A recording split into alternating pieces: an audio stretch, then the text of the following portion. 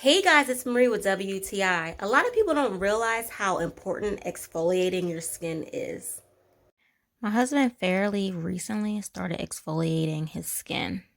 Since he's been doing that, he has noticed a big difference. So, what he does is he puts a nice amount in his hand and he just scrubs. It feels really good. He really massages in his beard just to make sure that it penetrates through all the hair. As you can see, you really don't need a lot for it to really show and work.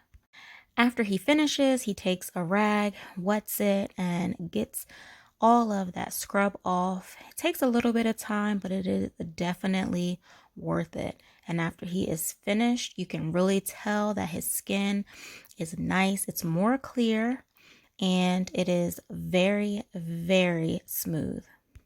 He also has some hair bumps, so the exfoliating really helps calm those down. So that is a huge help. So if you want your skin to be healthier, to look better, to get all that dry skin off, and to really leave it feeling good, I would definitely recommend this product. My husband loves it. It really gets in there. He really scrubs good, and it doesn't hurt him when he scrubs. And it's very nice and smooth, but at the same time has that grit that you need to exfoliate.